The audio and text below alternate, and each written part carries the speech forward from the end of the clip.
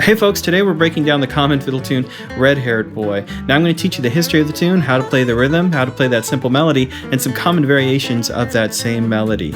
My name's Marcel, and this is Fiddle Tune Favorites, where I teach you some of the most common fiddle tunes. Today we're sponsored by our friends over at Strum Machine.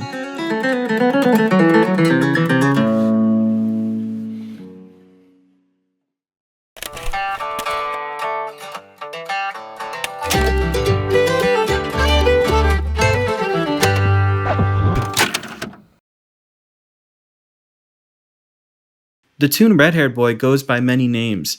In Ireland, its traditional name, forgive my Gaelic, is Gilla Rua. Gilla meaning young boy or servant, plowman, and Rua meaning a person with red hair. At some point, the Irish pronunciation of Gilla Rua became the English pronunciation of Gilderoy, and sometimes Gilderoy's Reel. Gilla Rua, spelled this way, or this way, I guess, was the nickname of a famous Scottish highwayman named Patrick MacGregor, who was captured and executed in 1636.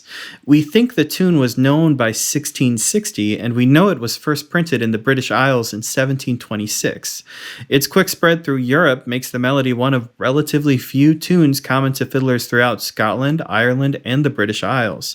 Not to mention that Red-Haired Boy was transferred nearly unaltered to the American fiddle tradition, where it has been a favorite of bluegrass fiddlers in recent times. A side effect of its ubiquity is its classification as a beginner tune, which makes sense. Some of the best melodies are the simplest or easiest to play.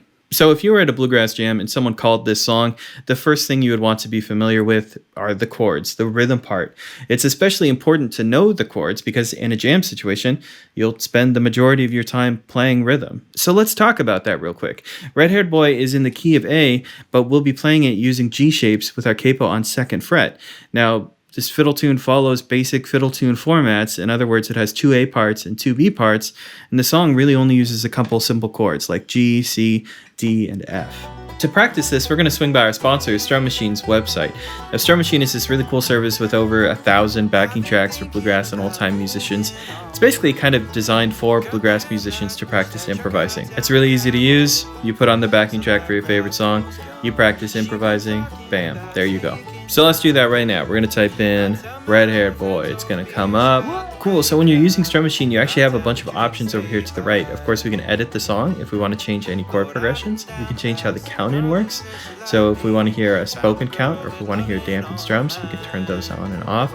We can also decide which instruments are playing. So in this case, I have all my instruments on, and I've actually adjusted the timing too.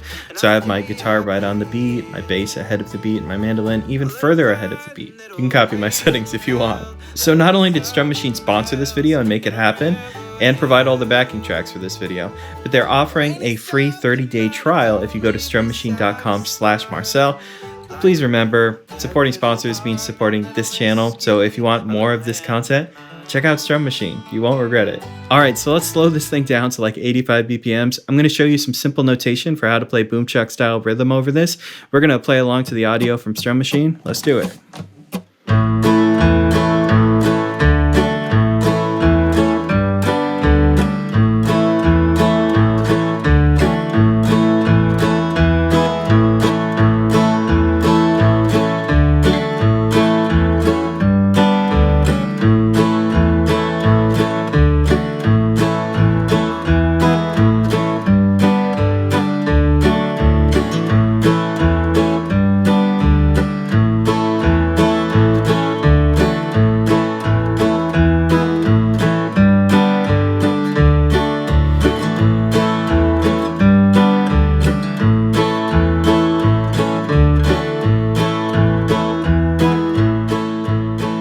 So that's how the rhythm part works. And I do want to point out one interesting quirk of the Red-Haired Boy rhythm. There's one measure in the A part and the B part that you could interpret slightly different. And it's the fourth measure of the A part, the fourth measure of the B part. Now, right now, it's written as just all the flat 7 chord. In other words, all the F chord relative to capo.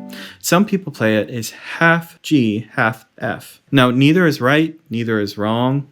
It's just a difference. Depending on the region where you learned it or who you learned it from, you might have a slightly different interpretation, and that's totally normal. That's how we expect these things to go. So time to play the real melody now.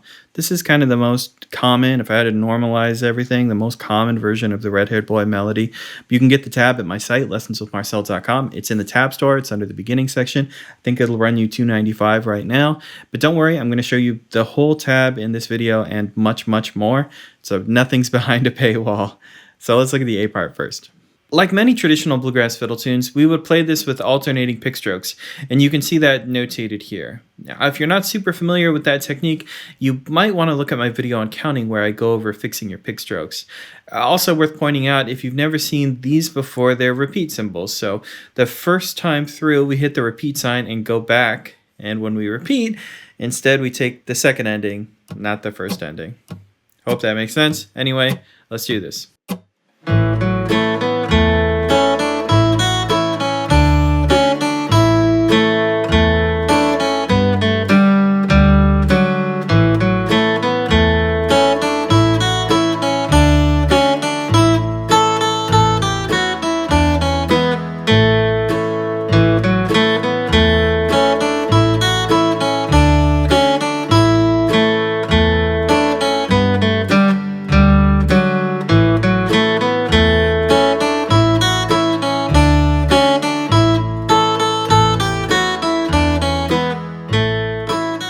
Just like I say in every video, you can hit that settings wheel, go down there, adjust the playback speed. If you need to slow things down a little bit to practice, that's fine. I'd rather you get some 100% successful attempts at 50% speed than 50% successful attempts at 100% speed.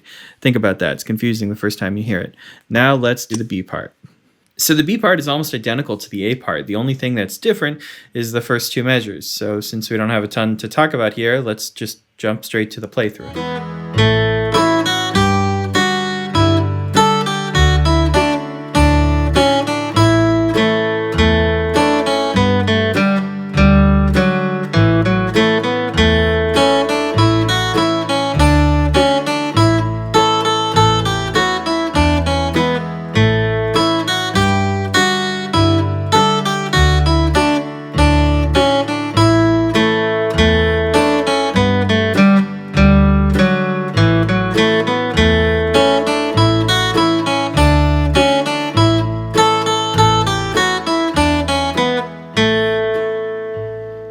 Timing is really important here, so don't go easy on yourself. If it's not in time, you're going to struggle to play with other people. So let's play the whole thing together.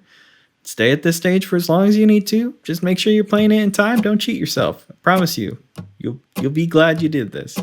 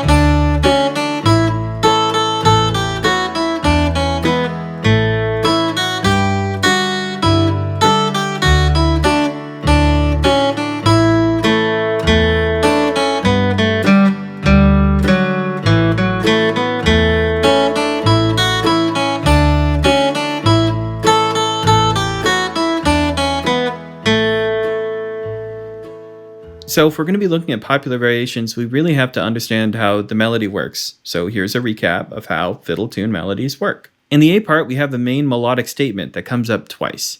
The back half of those lines function either as a turnaround that gets us back into our melodic statement, or a tag, which feels more like a conclusion.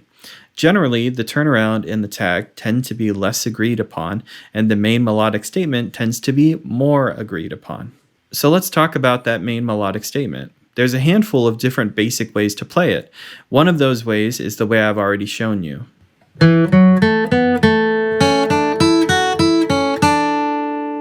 People also play this melody in a stripped way with less notes.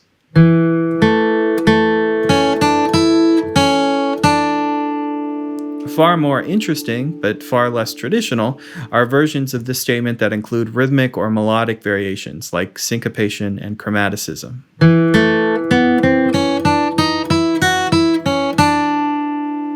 One last popular interpretation is including a pickup on the beginning of this statement.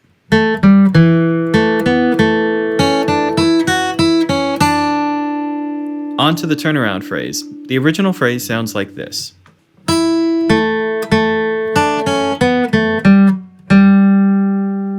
Some folks might turn this into a backstepping or sequencing phrase like this.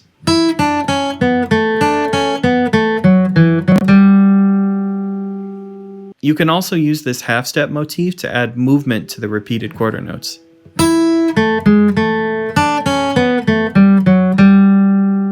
Lastly, more than any other phrase in Red-Haired Boy, this seems to be the one that is most often cross-picked.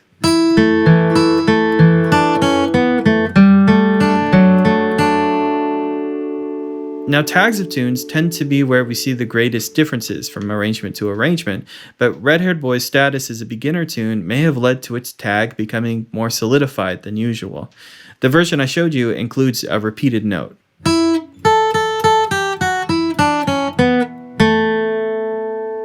Instead of repeating that note, sometimes folks will shift their hands to reach one more higher note.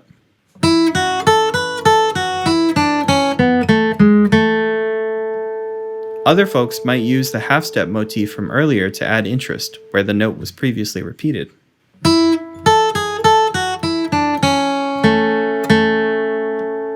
Lastly, I do see a stripped version of this tag in some beginner arrangements, so it is worth including here as well.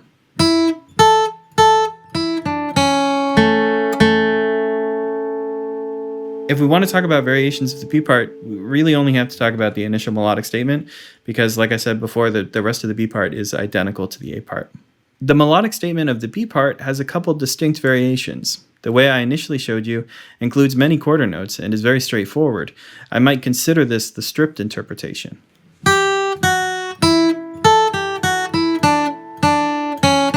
You might play the same melodic statement with more eighth notes, filled in. Bluegrass musicians tend to do something like this.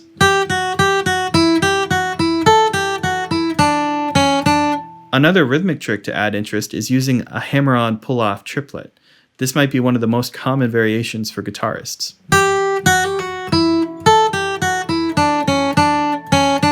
Lastly, more from the old-time and Irish crew, there is a different eighth note version of this statement that is more repetitive that you might enjoy.